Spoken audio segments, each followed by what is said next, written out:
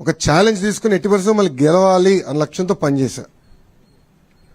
నేను విద్యాశాఖ మంత్రి అవుతున్నానని న్యూస్లో వచ్చినప్పుడు ఎంతోమంది నాకు ఫోన్ చేశారు, ఎందుకు సార్ అంత కాంప్లికేటెడ్ శాఖ, ఐటీ ఇండస్ట్రీస్ ఎన్ని ఈజీగా ఉంటాయి, మీరు అదే తీసుకోండి, ఇది మీకు కష్టమైన పని అని చెప్పారు. కానీ నేను ఒప్పుకోలే.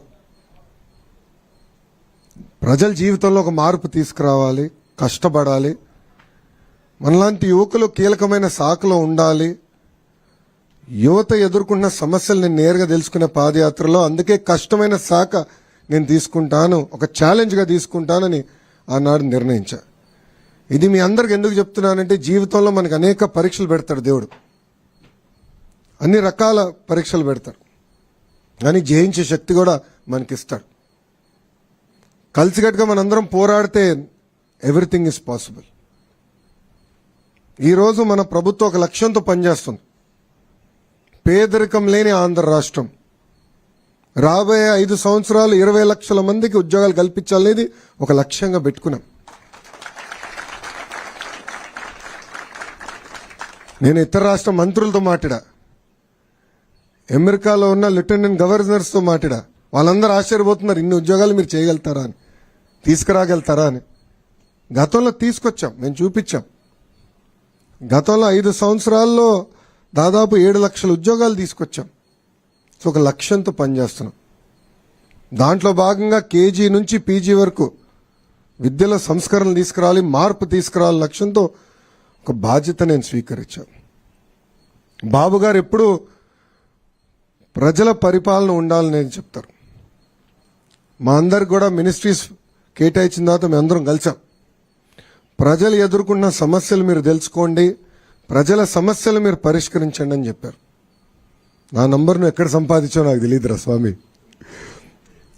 పెట్టాడు, ఆ రోజు బాధ కలిగింది, ఏదో దీనికి సొల్యూషన్ ఉండాలి, ఏం చేయాలని ఆలోచించాం. నాకు మెసేజ్ పెట్టినండి, నేను ఇమ్మీడియట్గా నా ఓఎస్డీ గారు చెప్పా, శశి సార్ని లేపాను, ఎటోగా సొల్యూషన్ ఎతకాలి. అప్పుడు నిధి గారు ఏకంగా జేఈతో డైరెక్ట్గా మాట్లాడి ఏం చేయాలి, పరిష్కారం మార్గం ఏంటని ఎత్తుకాను. 2-3 సార్లు మీతో మాట్లాడడం కూడా, ఏంటి వాట్ ఈస్ ద సొల్యూషన్ అని. సో మన అందరిలో ఆ శక్తి ఉంది. సో ఈ ప్రభుత్వంలో చాలా స్పష్టంగా ప్రజలకు కావాల్సిన ప్రభుత్వం, ప్రజలకి జవాబుదారీతనం ఉండాలి, అందుబాటులో ఉండాలి. ప్రజలు ఏ సమస్య ఏదో పరిష్కారం వెతుకుతున్నారో అది అందించాల్సిన బాధ్యత మంత్రులపైన ఉంది. వాస్తవంగా నేను ఎంత కష్టపడినా ఈ 5 సంవత్సరాలు ఈరోజు ఈవెంట్ నేను మర్చిపోలేను. ఎందుకంటే మీ తల్లిదండ్రులు అందరు నవ్వుతా, నేను ఈ రూమ్లో అడుగుపెట్టినప్పుడు నవ్వుతా నన్ను పలకరించారు.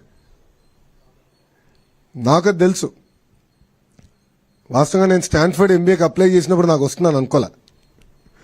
3 యూనివర్సిటీస్కి అప్లై చేశా, స్టాన్ఫర్డ్ లీస్ట్ ఛాన్స్ అనుకున్నా. కానీ ఎప్పుడైతే నాకు ఇంటర్వ్యూ లెటర్ వచ్చిందో ఇంట్లో చెప్పా, ఇట్లా ఇంటర్వ్యూ లెటర్ వచ్చింది, నా తల్లిలో నా నవ్వున ఈ రోజు కూడా మర్చిపోలేను.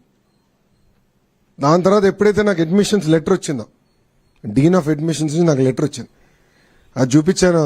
చంద్రబాబు నాయుడు గారు కూడా గర్వంగా ఆ రోజు ఫీల్ అయ్యారు.